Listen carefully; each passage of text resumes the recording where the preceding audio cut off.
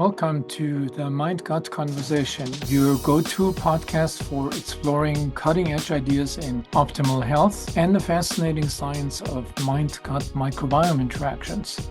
I'm your host, Emory. Here we bring together thought leaders, groundbreaking researchers, and innovative practitioners to share insights that can transform the way you understand your body, mind, and overall well-being.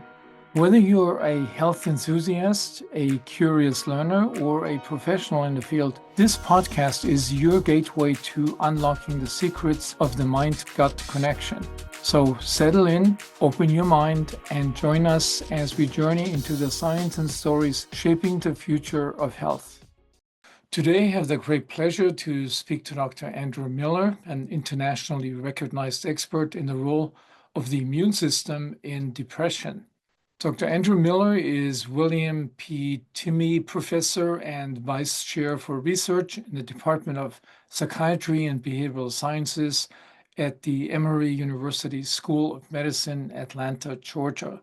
His work has demonstrated that during immune activation, inflammatory cytokines can access the brain and interact with the metabolism of dopamine and glutamate while altering neurocircuits relevant to motivation and reward, as well as anxiety and alarm. Additionally, Dr. Miller and his group conducted the first clinical trial examining the efficacy of an immunotherapy for the treatment of depression. He has published over 300 scholarly publications, won numerous research, teaching, and mentoring awards, and has been nominated as a top doctor in psychiatry for the past 3 years. Welcome to the show, Andy. It's a real pleasure, Andy, to talk to you today. It's our careers have sort of crossed paths a few times, a long time ago, and again more recently. So I'm excited to talk to you about your main interest within psychiatry, and you've sort of become really a pioneer in this, and that has to do with the role of inflammation in mental disorders. So if you start this in the most general term, I mean, what do you think the role of inflammation in the pathophysiology of, in the wider sense, psychiatric diseases and in a narrower sense, depression plays? Sure. Well, first of all, let me just say thanks, Emmer. It has been a long time, and it really is nice to get back together and have an opportunity to just talk about what we're doing. I know I follow your work, so I know a lot of what you're doing, and maybe you don't follow me as much, but who knows? No, I do. It's The inflammation story in psychiatry is one that really is caught some fire, although we'll talk about some of the challenges that the field has faced as we move through this. But suffice it to say that we've learned a ton about how inflammation affects the brain to lead to a variety of different behavioral problems. And many of these problems are especially relevant to depression. And what we understand is that in the context of inflammation, that inflammatory mediators like the inflammatory cytokines, interleukin 1, interleukin 6, a tumor necrosis factor, and others, actually can get into the brain in breaches in the blood-brain barrier and can communicate with the brain through nerves, peripheral nerves in the body. But these inflammatory signals can get into the brain. They seem to have an affinity for subcortical structures in the brain. The basal ganglia, which play an important role in motivation and motor activity. And that motor activity effect spills over into cognition. And what you see is a decrease in motivation. People are showing a less willingness to expend effort to gain rewards, to engage in the world. and the problems in motor activity is a slowing in motor activity, a slowing in cognitive speed, and these we think are related to the effects of inflammation on neurotransmitter systems in the brain. And we've If I'm, studied, if I'm, yeah, may sure. pause for a second. So I remember way back, so a lot of discussion of how these cytokines can actually cross the blood-brain barrier. So that topic has been clarified. So there's clearly a way. Yeah, and it's fascinating because the early work was really about as inflammatory cytokines, which are big molecules and don't readily cross the blood-brain barrier, which kind of keeps only small molecules have access. And so there have to be ways in which large molecules get into the brain, often through transporters in the blood-brain barrier. And so that was one of the early discoveries, was that there were, in fact, molecules that can transport these large cytokine molecules, inflammatory mediators, the cytokines, across the blood-brain barrier and into the brain. There are leaky regions in the blood-brain barrier and certain regions of the brain where the endothelium is kind of thinned out and is what is called fenestrated, so it's not a tight junction between the different blood-brain barrier integrity there. What has been, I think, a huge breakthrough is a paper that was published maybe 3, 4 years ago that showed in the context of stress and inflammation, and these were studies that were done in laboratory animals, that there was a reduction in molecules that regulate blood-brain barrier integrity, and the blood-brain barrier actually becomes leaky. And the region that they found that showed the greatest amount of leakiness, if you will, where they actually showed pictures in the manuscript of cytokines entering into the brain. It was interleukin-6 that they were looking at. They labeled it. They show it going into the brain. Where was it going? It was going into the basal ganglia. It was going into these subcortical structures, which I just said are the ones that seem to be, if you do neuroimaging studies, if you do in vivo microdialysis, and you look at the chemicals there, you look at the circuits that are affected, they all seem to involve these areas, these subcortical brain regions, where there's a breach in the blood-brain barrier and access to cytokines.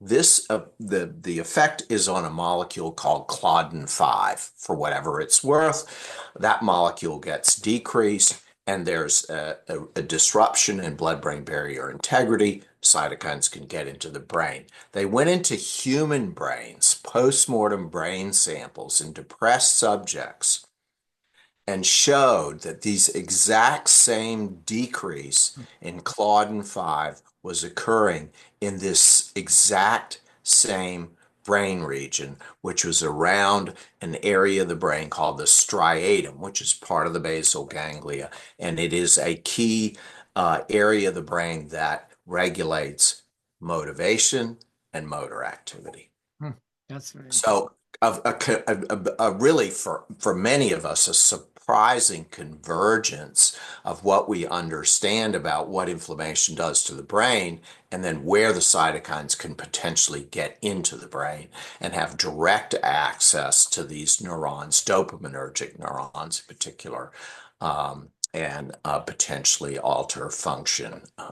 And this was in response to stress, this development of leakiness, chronic Mhm. chronic stress or acute stress or. The stressor they used, it's a subacute, it's a chronic, as far as in animal models, it's considered a chronic stress. It's 10 days of exposure to, these are mice that they're studying, so this was 10 days exposure to a bully mouse. So they have these breeder mice that are very big, and they put a mouse in the cage with the breeder mouse for several minutes every day for a period of 10 days. It's called a social defeat stress. The breeder mouse really can overtake the regular mouse, and there's some wounding, which is why I suggested there's some inflammation involved, but the intimidation Mm. is terrifying for these smaller mice, and so there's a psychological component as well, and we know that psychological stress can activate the inflammatory response directly. So not only is there this component of stress, but there's also this component of a physical wound that together leads to this inflammatory response that are seen as a function of this social defeat stress model that they use in rodents to kind of capitulate or recapitulate what happens in humans.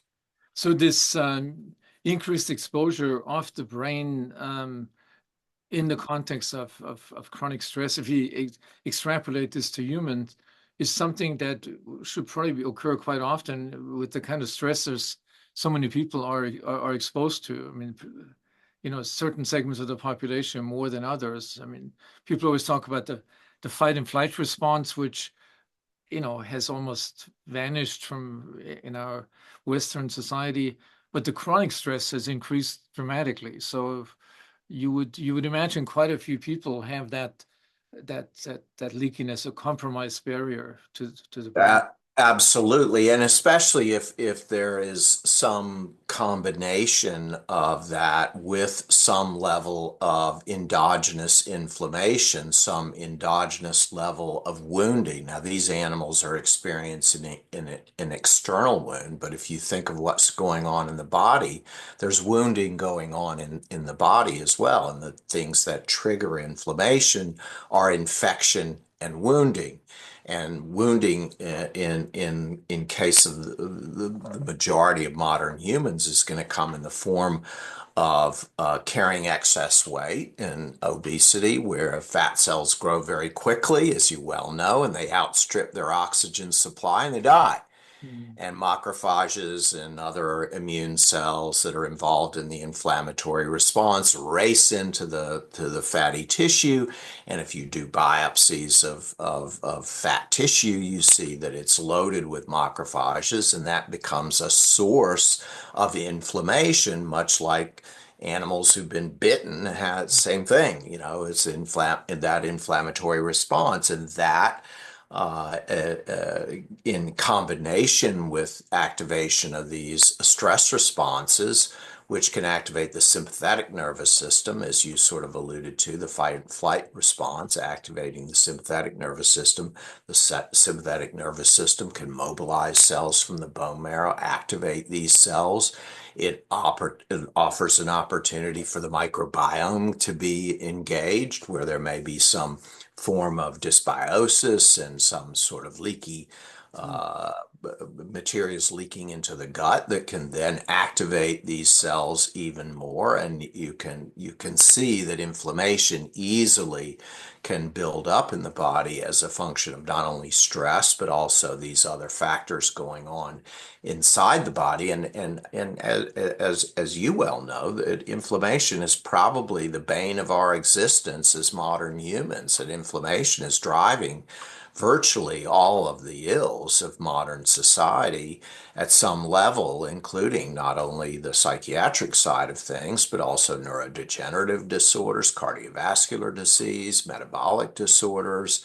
And these are the major things that people are dealing with. Cancer, all of these things are tied into inflammation at some level or another. And I just happen to be a representative of one part of the body. You can think of me as the Right. brain person, and in terms of behavior and psychiatry. And so that's where we end up with inflammation and its effects in depression, for example.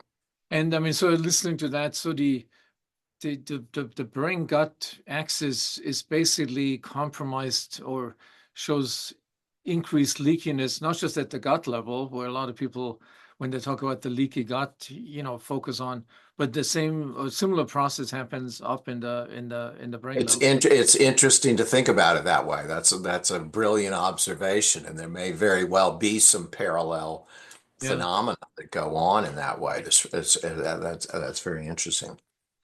So, yeah, I was thought in the beginning. So inflammation was not on my horizon for a long time in my career. This was just not something that we focused on, and I think a lot of other investigators had that same blind spot.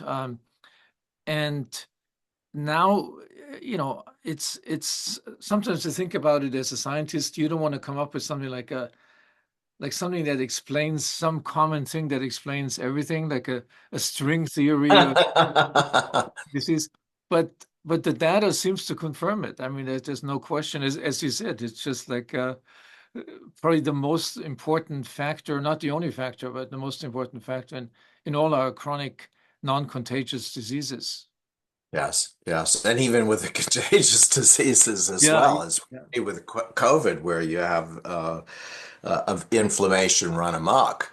yeah. And so we've learned a lot. But the inflammation story in psychiatry is an interesting one because it's been one that has unfolded over a long period of time where there were early observations in the early 90s that there was, if you looked at depressed patients, you could measure in their blood whether or not, there was any evidence of immune alterations, and these studies were done. And in fact, there was observations that there were increased inflammatory markers, cytokines, and other markers of inflammation, acute phase reactants that are produced by the liver, C-reactive protein, for example.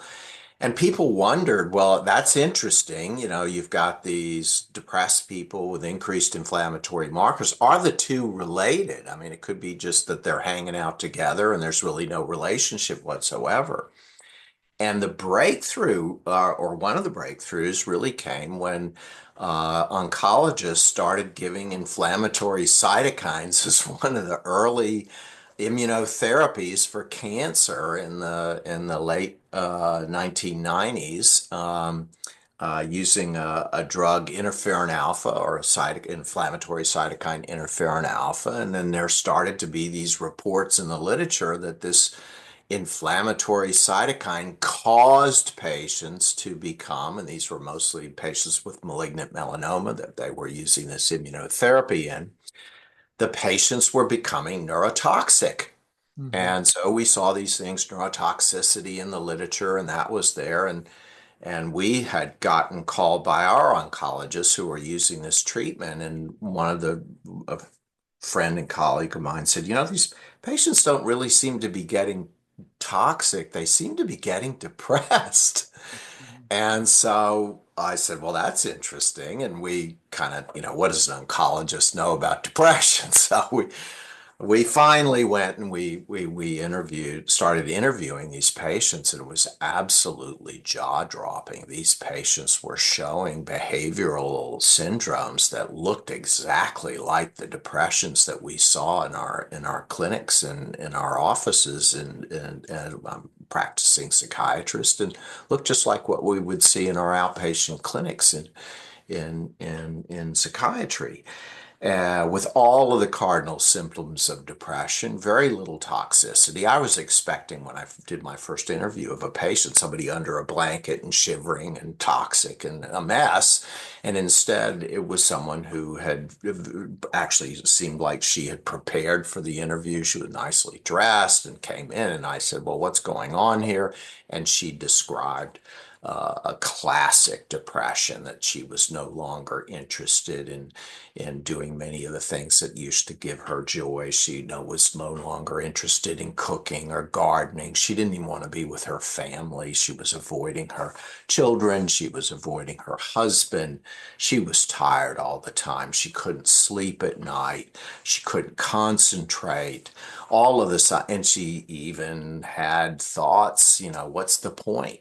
And this was a woman who, she said, I've come to grips with my cancer, but that's a classic presentation for depression. And at that point, we started to say, hey, wait a second, let's bring out the scales that we use to Mhm. measure and diagnose depression. And we found that these patients were developing depression at a high rate when they did not have depression to start with. About 50% of patients were developing depression with this particular exposure to an inflammatory cytokine. So that told us that these cytokines can cause a depression that was not there in the first place. So this is So kind of a rare finding in clinical research that you have, like this causality that you can demonstrate causality. Often in many things we just see these correlations and associations, but exactly. And then of course the kicker was that we then convinced one of the pharmaceutical companies that block inflammatory mediators and have anti-inflammatory drugs. We said, well, if you can if inflammation and an inflammatory molecule can cause depression, what if we took a bunch of depressed patients and gave them an anti-inflammatory? Would they get better? Mhm. And of course, in those days, it was people were really getting very excited that the inflammation is causing depression. Inflammation causes depression, all depression. Mhm. So we gave this very potent anti-inflammatory drug, a drug called infliximab, which is and is used in gastroenterology practice for the treatment of ulcerative colitis and Crohn's disease. Very potent anti-inflammatory drug, and we gave it to seriously refractory depressed individuals. And we got the results of the study, and there was absolutely no effect With no of effect. the drug compared to placebo. So we started scratching our head, what's going on here? Why didn't all the patients get better?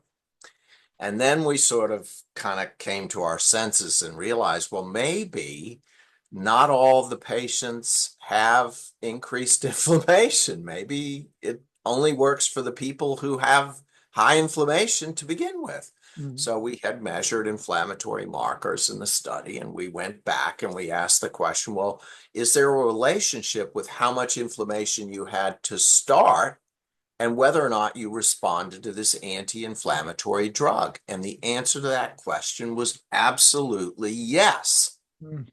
If you have high inflammation, you responded nicely to the drug, and you responded in a way that actually was better than our standard conventional antidepressant therapy. And these were individuals who had failed 5, 6, 7 trials of antidepressant medication, had been depressed on average over 15 years. I mean, these were very refractory depressed individuals, and here they were responding if they had increased inflammation. So that told us two things. Number one, yes, if you block inflammation, people will get better, but only those who have increased inflammation, which in our sample was about a third of the sample. And that in subsequent data, that's kind of panned out that if you take very large samples of patients from population-based studies, about a third of depressed patients will have high inflammation as defined by a C-reactive protein greater than 3 milligrams per liter. And I'll just add very briefly that anybody anywhere in the United States can immediately determine their inflammation level by getting a C-reactive protein. It's produced by the liver in response to inflammatory cytokines, mostly IL-6 and to some extent the TNF, the tumor necrosis factor. And this C-reactive protein gives you a good gauge of what your level of inflammation is. And we've tracked that inflammation as to with the CRP onto things that happen in the brain and so on and so forth. So Is this, people can measure this thing and with their at their doctor's offices and whatnot.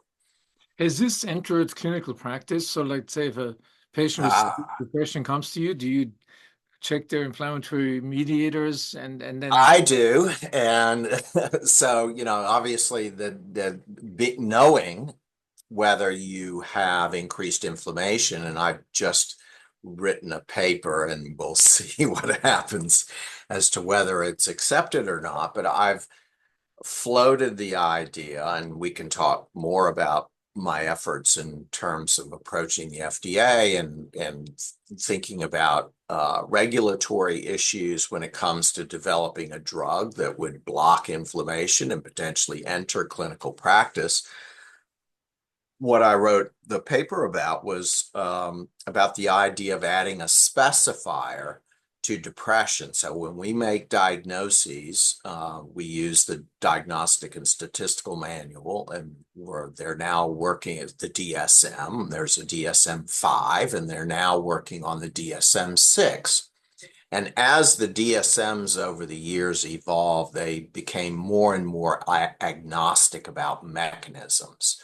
And so what we'd like to do is start to have psychiatry think more about mechanisms, because mechanisms lead to targeted treatments. If you have a mechanism that you understand that a particular patient is dealing with, then you can target that mechanism, and that brings to us to precision psychiatry. It brings us to treating the right patient with the right treatment at the right time. This is kind of the goal that we all look for, because it makes things more efficient and hopefully more effective for a patient to get the right treatment. If they have increased inflammation, this is the right treatment for them. So what we've suggested for DSM-6, which they're working on now, is that they add a specifier for inflammation. And we present a case that we know a lot about the fact that certain depressed patients, a subgroup, exhibit increased inflammatory markers, that these inflammatory markers map on to things that go on in the brain, that these inflammatory markers, and I have not mentioned this, predict a poor response to conventional antidepressants. And we have markers that are clinically available, that are validated and standardized, like C-reactive protein, that are measured in clinics under these standardized conditions, and hospitals across the United States, and could be used to gauge how much inflammation a patient has. And we think that sort of mechanism-based approach to DSM-6 will allow us to begin to gather more data and get a better sense of, well, what is the clinical phenotype? What do these patients look like? What symptoms do they present with? We have a good idea. There's good data to suggest that if you have increased inflammation, there's a certain clinical profile that you have with your depression, because depression is a highly heterogeneous disorder and many different kinds of presentations in terms of the symptoms that people have. But if you said, just a minute ago that 1/3 of your population actually showed I mean, that's a big chunk of the depression population. So this could have major clinical. It's interesting to me I'm obviously not a psychiatrist, but having followed the enthusiasm, with psychedelics as this new, magic therapy for depression and mental disorders, this inflammation component has not received the same press, and the No, same. no, and look, understandably, the psychedelics have very profound effects on behavior, rather non-specific, and it, like many of the drugs that we have in psychiatry, is based on a serendipity, based on observations that, wow, the person took the drug and they feel better from their depression or their anxiety or whatnot. And it's important for people to understand that the drugs that we use in psychiatry, virtually all of them were discovered by serendipity. They were being developed for some other disease, and it was noticed that the drug actually calmed people down or lifted people up. And we still don't understand the exact mechanisms by which antipsychotics work, antidepressants work, mood stabilizers. Most of the drugs that we use in psychiatry, we have no idea what the mechanism is of how these, we know how they work in a culture dish. We know what receptors they block. We know what their actions are. But if you put them in a human being, what are they doing in the human being to change behavior? And so the next phase, and it's not, I liken it to chemotherapy. Chemotherapy works great. It was a game changer for oncology, Mm. and people still get chemotherapy, and it's effective for many cancers. I see that the drugs that we use now, and I would put psychedelics in that category. Psychedelics are a great chemotherapy. They work across the board. They have some downsides and whatnot. But if we want to move the field forward, we need to do the same thing oncology did, which was to really understand the immunologic and oncologic molecular mechanisms of what is going on in cancer, and develop novel treatments that specifically target those mechanisms. We need to understand those same mechanisms in psychiatry. Inflammation happens to be, one of those mechanisms that we understand and are understanding more and more about. And so pushing that agenda, I think, pushes the agenda of developing targeted treatments in psychiatry. That's the future, not more chemotherapies. Ketamine, ECT, all of these things, and of course, I mentioned the antipsychotics, which now I have to say this, they're advertising antipsychotic medications as antidepressants on TV. So some of these drugs say, oh, this is an antidepressant you can add to your regimen. Well, and in fact, the drug is a drug that we call in psychiatry an antipsychotic. Mm. Yeah, it's kind of remarkable. I mean, having sort of intersected with you and other people at Emory, a long time ago. I mean, it always seemed like for example, the CRF1 receptor was one of those targets that everybody thought this is going to change, the whole field, and it didn't pan out in humans. So maybe the fact that I mean, this is a question that inflammation was not part of the major discussion for a long time is the fact that there was not a major breakthrough in these mechanistic and targeted therapies. It's almost Yeah, and I'm really glad that you raised the issue of the corticotropin releasing hormone, or the CRF antagonist. Obviously, or the CRF is the kingpin when it comes to regulating the stress response. And it was in animal models, it was clear that if you blocked CRF, that all of the behavioral consequences of stress went away. yeah. And so when they came to do the studies in humans, they were shocked to find that they had no effects when they gave a CRH1 antagonist. And it's not because they didn't try. They had a number of Yeah. drugs, they had a number of trials, they had a number of disease entities that he looked at, anxiety disorders, PTSD, depression, all of the things. So actually, I got interested in that, and then I went back and I looked at a review of the literature, and was maybe not, I shouldn't have been so surprised to find, but the conclusion was, we should have probably checked to see in our in these populations of patients that we treated, we probably should have checked to see if they had an issue with the HPA axis, with the stress axis. We probably should have checked to see if they had evidence of CRH1 Mm. or corticotropin releasing hormones problems. Um, and in fact, if you look at the literature, only about a third of people have problems, present with problems that would bespeak a problem with corticotropin releasing hormone. Mm. We think, and we're having the same problem in inflammation. You go and you give in anti-inflammatory drugs, and of course, I told you about our trial. We found no effects. But when we looked at the individuals with high inflammation, we saw large effects. Mm.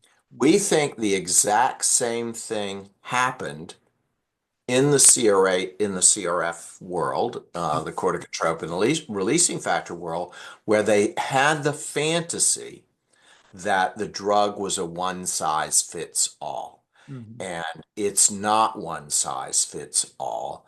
These treatments are targeted treatments and they're only going to work in the people who need them. Mm. If you give them to the people who don't need them, they won't work. And if 60% plus, depending on the sample, aren't going to respond to a drug and you do a clinical trial, it will be Right. negative. Yeah. And so we think the same thing happened with the CRH, with the corticotropin releasing hormone, as well as the glucocorticoid receptor antagonist, which also failed in clinical trials. So psychiatry I think, is haunted by this legacy of these drugs that are these chemotherapies, as I call them, that were serendipitously discovered and seem to work for everything. I mean, we use antipsychotics for anxiety disorders, for depression. There's really very few boundaries in terms of the drugs that we use. We use mood stabilizers for anxiety disorders, for PTSD, for depression, and there's no specificity there. Corticotropin releasing hormone, inflammation, these are specific pathways that have been identified, and therefore you have to do your business a little differently. You have to think like as in regards to a targeted treatment as opposed to another non-specific treatment that works on everybody. So there seems to be a really important need for precision medicine approaches in psychiatry. I mean, which could come up that, in once this is fully adapted and we have these tests to determine this before deciding on a treatment, that you would have very effective interventions from the drugs that are already available. So you don't have to develop new drugs. You just have to classify the patients better too. I think that will help. I think that many of the drugs that are anti-inflammatories don't penetrate the blood-brain barrier very well. So that may be an issue. There may have to be some adjustments in the drugs to make sure that they are getting into the brain, because the brain is unique in that way. So, but yes, I think repurposing drugs clearly is a makes a lot of sense in terms of this. And I mean, as you think about the microbiome and how you are going to manipulate the microbiome for treatment of any number of diseases, you're going to have to do what we're doing, which is identifying, well, which patients have what microbiome issues. Because what we see right now are people making microbiome manipulations in a one size fits all approach. And some of these patients with whatever disease may not have microbiome issues at all. And you go about giving a non-specific, a therapy that's targeted to the microbiome, and they don't have the problem, you're going to have you're going to have a study that's non-significant. I think we all need to be thinking in this, in that these are not panaceas. These are not one size fits all. It's been a revolution in oncology, but it can revolutionize treatment of disease across the board. And so we all need to be thinking in this way as we develop new treatments for people, and really thinking about the people as opposed to the treatment and some mechanism, because not all people have the same mechanism, and most diseases are highly heterogeneous in their presentations and in their pathophysiologies. Yeah, so from that viewpoint, I mean, the whole DSM-5 is basically has been a barrier to that kind of approach. Because you sort of take these clinical symptoms which are non-specific in terms of mechanisms, and base your treatments on these symptom-based criteria. It's a little bit similar. I mean, this area that I've worked in for a long time, um, irritable bowel syndrome or any of these brain gut disorders, these symptom-based classifications are not helpful to come up with really effective therapies, because there's multiple mechanisms that can create the same symptom. Exactly. You're a genius. I mean, this is the thing that we're struggling with. And of course, it's so entrenched, this notion that these diagnoses are reified in some way that it's very hard to break down that dogma. And because there's so many players involved that are invested in this. I mean, the insurance companies, and the drug companies, and so there there's a lot of there are a lot of uh, high stakes players that are highly invested in keeping things the way they are instead of breaking it down. The title of a paper that I wrote recently was called Burning Down the House, Yeah. and what the future is in psychiatry about the development of targeted treatments. And so we have to then, in order to get to the targeted treatments, we have to break down these siloed diagnostic categories that really don't exist. And that was the big mystery. I mean, the thing that was blowing people's minds in oncology was that they had a breast cancer and a prostate cancer and a lung cancer that all had the same pathology Mhm. and could benefit from a targeted treatment Mhm. because they had similar pathologies. And before, everything was siloed. You had your breast cancer over here, you had your lung cancer over here, you had your prostate cancer over there. And treatments were, of course, going to be different for each disease. But once they saw that there were common mechanisms across these tumors in different sites, all those barriers just kind of melted away, and now you can get a PD-1 drug that really treats multiple cancers quite well. Mhm. If in fact these cancers exhibit the molecular biology and the mechanistic phenotype that the drug targets. We want to be that same way in psychiatry because we think inflammation plays a role not only in depression, leading to motivational and motor and cognitive changes, but is also prevalent in PTSD and anxiety disorders, in schizophrenia, leading to negative symptoms in schizophrenia, which, as you know, is a hugely devastating aspect of the disease and significantly impairs quality of life. And we have data to show we're just submitting data now showing that inflammation leads to changes in brain circuitry in schizophrenic patients that maps on to the kinds of changes that we see with a reduced motivation and disruption of these corticostriatal, basal ganglia circuitry that I mentioned earlier. So there are neuroplastic changes in circuits. This is not just functional. This is actually Yeah. neuroanatomical. Yeah, yeah. So what has been beautiful about, and I said there's a lot of data that we understand. We understand at the neurotransmitter level, and then these changes in neurotransmitters lead to changes in the neurocircuits in the brain.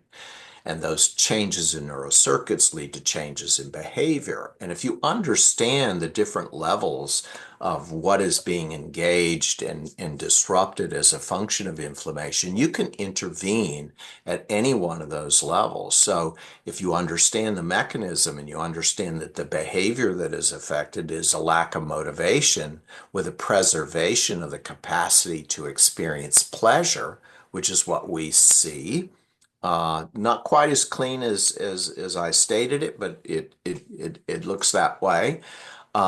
There's a behavioral therapy that would be would be perfect for that type of presentation, which is called behavioral activation. Gets people motivated to go and do something, knowing that if they do it, they actually will enjoy it. They have the capacity to enjoy it. It's just the getting motivated to get out of the house and Mhm. engage with whatever activity that might be. Then they'll enjoy the activity, more likely to do it the next time, now that they're sort of getting that feedback of the positive. But the motivation, getting the inertia, getting past that block, which is what inflammation does. It takes away your get up and go. And for the circuits, we know that the circuits involve the basal ganglia and their connection to cortical circuits in the brain. One could use various neuromodulation strategies like transcranial magnetic stimulation that's targeted. And then there's some new ones coming up. Temporal interference is one, and there's MR guided ultrasound. So there are many things happening in the neuromodulation space that would be relevant to targeting this mechanism that we're talking about. And then, of course, studies that we've done and published, you can replace the dopamine. Mhm. And that takes care of the problem. And then, of course, the hard part is blocking inflammation, as you know, because if you block inflammation, that may affect other things the immune system does. And getting these sometimes larger molecules into the brain is a little tricky. So we're targeting and working on all of these different levels where you could potentially intervene with a patient that presents with issues having to do with inflammation, which typically present with individuals with decreased motivation, fatigue, cognitive slowing, sleep problems, and appetite. And typically the appetite goes up and down, and these are people that are often carrying excess weight. Um, yeah, so it sounds like very exciting, listening to you. I mean, it's a whole new field of psychiatry evolving. In your own patients, I mean, how much do you apply this knowledge now, or can you apply it? I do. We have. I do. I have been treating patients with chronic fatigue, for example, who often do present with increased inflammation. I would take individuals who do have increased inflammation. We'll do everything we can to get their dopamine levels up. Um, Same thing for patients who present with depression who are not responding to the conventional antidepressant medicines. We'll check C-reactive protein to see if their inflammation is up. And since I do mostly pharmacology, I will go after dopamine initially and I use stimulants. I use pramipexole. This is a drug that's a dopamine agonist. Stimulants cause the release of dopamine. And then there's levodopa. One thing that we're very excited about is looking at the mechanisms by which dopamine is reduced. And there's some suggestion that from both sequencing the RNA of dopamine cells, dopaminergic cells treated with inflammatory cytokines have problems with synaptic vesicles and such like that, which you can look on an electron microscopy and see fewer vesicles there. This is something we're also in the process of putting together for publication. So this is new data. And if we can figure out how to reverse that, that would be an interesting novel treatment. Some of the anti-inflammatory drugs do reverse that. So in the clinical practice, dopaminergic agents we go for in patients with that show an increased C-reactive protein. Also, drugs that target glutamate. That's something we haven't talked about. That's another neurotransmitter system that is affected by inflammation. And we don't have a lot of really good glutamatergic drugs, but ketamine is pretty good on the glutamate system, kind of non-specifically. And there have been studies showing that increased inflammatory markers predict a positive response to ketamine. And so in many of those patients, we'll suggest maybe a ketamine treatment for Are their these are, condition. are, are these chronic ketamine treatments or like a one-time exposure, or it's just Well, if somebody's not, or let's say they do a little bit better on a dopaminergic therapy, or don't respond at all, we'll go and add a ketamine and look to see how that initial response, what that initial response looks like. If somebody begins to show some positive response after the first, second, or maybe third, treatment with ketamine, then we might consider a chronic exposure to ketamine. in those individuals because ketamine is notoriously works for a relatively short period of time. You need to kind of get used to the whole experience, and so that may take a time or two or three. But once one has sort of gotten used to the experience of being treated with ketamine, if they're showing a positive response at that point, then we might move to a more chronic therapy in those individuals. But I think, if we can get something like a specifier, let's say, for example, in a DSM-6, then all of the data of responsiveness to conventional antidepressants, response to dopaminergic agents, response to ketamine would all be in the medical record system, and we could begin to pull, data on thousands and thousands of patients on their clinical presentations, on their response to treatments in those individuals with increased inflammation as diagnosed with depression with the inflammation specifier. So that's what we're sort of going for at this point. And again, that gets us to the issue of, well, how do you go through regulatory with a targeted treatment? And when you start to talk about the FDA, they're going to want you to have a biomarker. And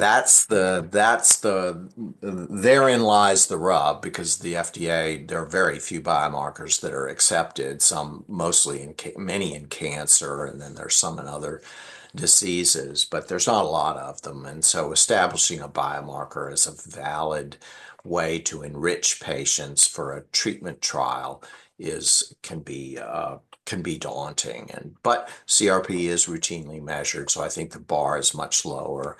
It's been used in cardiology, although they recently, I don't know whether you're aware of it, colchicine was approved for treatment of cardiovascular disease from the prevention of a repeat MI. Colchicine has anti-inflammatory effects, and they believe the entire effect is related to inflammation. But when they went for FDA approval, they avoided using a biomarker to identify which patients are mostly going to respond, be the ones who will mostly respond. They did that because it's less complicated, but yet all the clinicians are going to measure a CRP before if you talk to them, they're going to use a CRP before they use colchicine. So this is something that is out there. It gets more complicated when you do biomarkers. It gets more complicated when your outcome variables in a clinical trial are things like or lack of motivation or issues in motor activity. These are not something the FDA is used to. The FDA is set up in psychiatry to favor drugs that are non-specific. So a psychedelic that hits everything is going to be more favorably received by the FDA, although it has its own issues because of psychotherapeutic interventions and stuff that have to be coupled with it, because people get a little bit worked up on these drugs. But it hits the diagnostic criteria, or it hits the measures that we use for depression, like the Hamilton Depression Rating Scale, which includes a bunch of items that are not even related to depression, including anxiety and self-esteem and all these other things that aren't necessarily hypochondriasis, things that are really not necessarily things we think about when we think about depression. So, I mean, we've almost come to the end of this conversation, which has been absolutely fascinating. I have to say, I haven't talked to a psychiatrist in this podcast, but this has definitely been one of the most interesting conversations that I've had. Looking at in the crystal ball, what would you think is going to happen in the next 5 or the next 10 years? Do you think many of these ideas that we talked about will become reality? I think we'll have to see how much pushback there is. I have spoken with the FDA. I think the FDA and the EMA, which is the European Medicines Association, the same FDA in Europe, I think they both have appetite in the psychiatry space for targeted treatments. They want us to go through the process. I think there are pharmaceutical companies, there are institutions that have intellectual property that is of value. And so once you have something where somebody can make some money, then you get engagement with people who can afford to run large clinical trials and can afford to move things forward. I think the biggest sticking point of this at this point, and this is not just for inflammation, but for others, is that the outcome variables need to change. And it's very hard. That's a hard process. The outcome variables that the FDA currently accepts are things like a Hamilton Depression Rating Scale, which is very non-specific. And if you're using a targeted treatment, you want a very targeted outcome variable like motivation, Mm, deficits in motivation. That would be your outcome variable. mm, So you have to develop a scale for that. And the FDA and the EMA require a lot of hoops to be jumped through to have a new scale. There is no scale for motivation at this time that the FDA accepts. So that if anything is going to be the thing that will take the longest period of time. There are pharmaceutical companies that are working on this. And if that comes through, it may very well be that this is going to happen sooner or later. It may also be that if we get a specifier or a biomarker and enriched solely for inflammation, give an anti-inflammatory drug to the right people, it may very well be that the drug will be effective enough to hit the larger Hamilton Depression Rating Scale, and we won't need to have a specific outcome, a new outcome variable. If that happens, we're talking 5 years. If it doesn't happen and we have to develop new scales, we're looking more at 10 years. But there are a lot of regulatory hoops that have to be jumped through. Whether that's going to change with the new administration, I don't know. But it certainly is something that it is a challenge that we're going to have to overcome as part of this.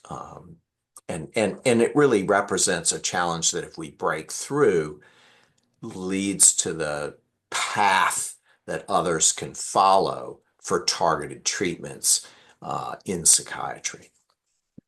yeah, I think this is a great way to end this conversation. Really, thank you so much for Andy for um, yeah, making us aware of all these unique developments, and that I'm not sure how many people are actually following this. These very exciting. With Trust me, I know. so anyway, I mean, I hope we can continue this. Maybe we'll have a follow-up in 5 years. Uh, Where the yes, field has ended up in. Certainly an urgent need for novel therapies with the increasing prevalence of, anxiety and depression in the population. yes.